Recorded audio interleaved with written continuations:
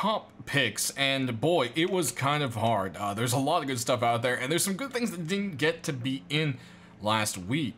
So first off, we're going to be checking out the armor. It's a high quality set by Johnny Oldboy. It is the Doomsday set, and I just love how it's all set up. You can see it's all like welded together, and it's got all these teeth. It's got some studded leather going on, and when you head out to the back here, it's got a bit of a galvanized look to it, as well as there is this kind of like rib cage feeling to it, which I thought was really cool. It almost looks like you're looking at the back of someone's spine and seeing their like metal ribs come off of it. And the mask itself, it's got nice big sharp scary teeth, and my favorite thing is when you go around the back, there's another pair of jaws back there, which just makes it awesome, and that's why I really love this set. So it's definitely a very cool one. Let's go ahead and check out what else we've got. We've got a lot of deployables this week, and I'm looking at the kids or child sleeping bag made by Little Ranger. We've got a little rocket ship down here with a little, it looks like a little green alien in there. It's got stars on it. We've got a happy face pillow with 2 red button, rosy cheeks, and then it's got a go to sleep baby on the side. So it's definitely a cool looking little sleeping bag, and definitely something I think people would like, considering how some of those like Starry Night doors and some of the other stuff has sold.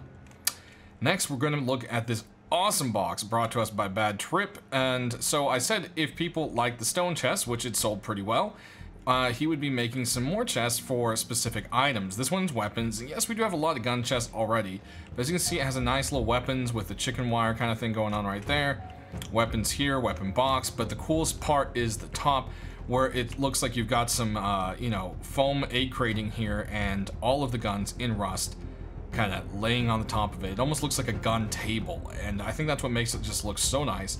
And this is totally awesome. This is one of my favorite boxes I have ever seen. So this is definitely one I'd love to see pop into the game.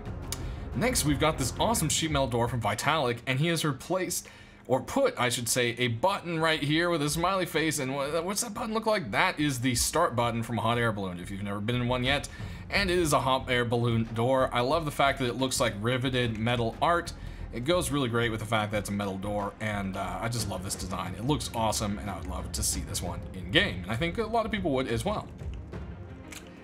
Next, we've got this really sweet garage door, the bamboo garage door, brought to us by M. Damon. And yeah, it just kind of looks like it's made out of a mix of tarps and bamboo. It's definitely a neat little design to it. It's got a little peace symbol on there, which is kind of ironic given rust. And if you look on the back, it kind of has some custom colors to the actual roller, which is nice. You can see the ropes continue into it as well, which kind of just goes with it really nicely.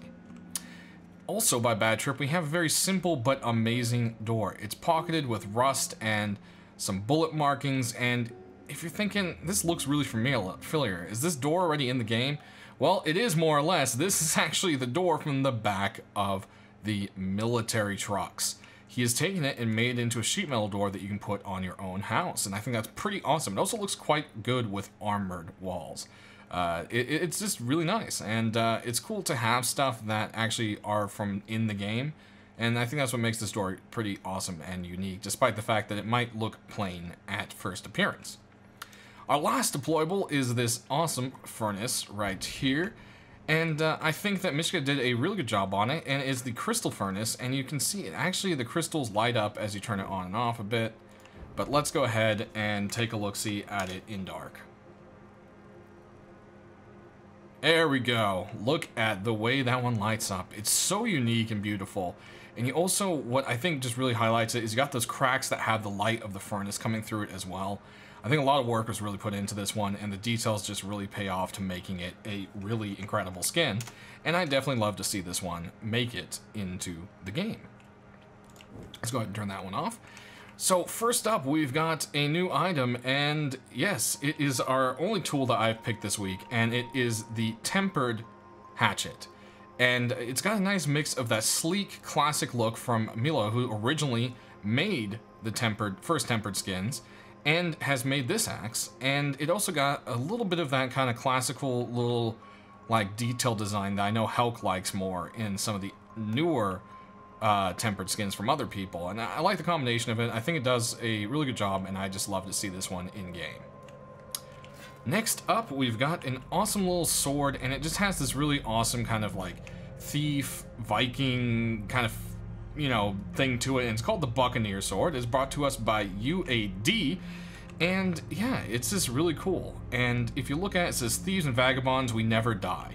And I think it just kind of fits Rust, and I would just really love to see this one in-game, for sure.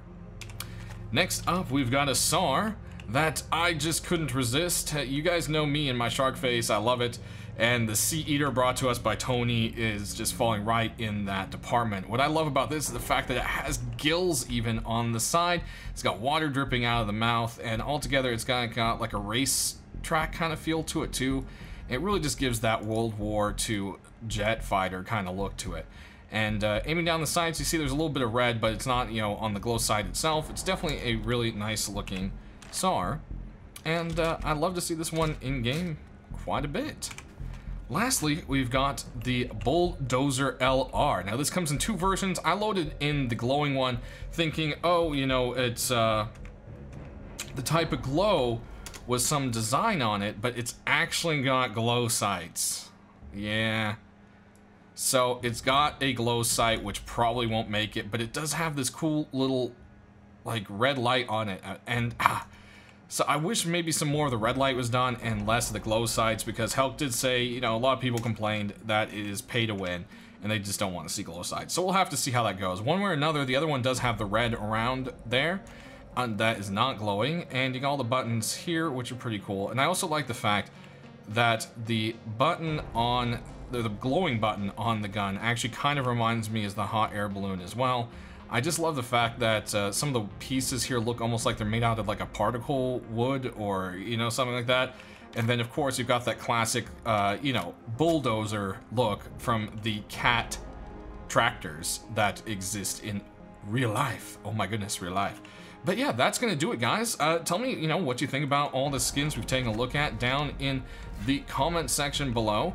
Which ones you love the most and why, and which ones you didn't like, and maybe give some feedback. I can always pass that back to the creators, so they always appreciate that, and I appreciate your comments and support.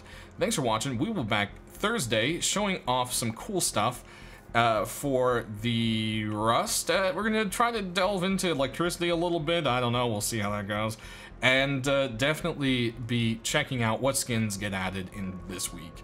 Be sure to pick up those charitable Rust skins, because once Thursday rolls around, they will be gone as far as I know. I haven't heard anything about them extending another week. There is a possibility they could, but I'm not sure. They did do that once, I believe, last year, but the year before they didn't. So it just depends, but make sure you grab them before Thursday at the very least, because they will probably be gone. They are for great charity. It's for charity water, bringing water to people who do not have fresh drinking water around the world. So thank you guys for watching. We will see you on Thursday.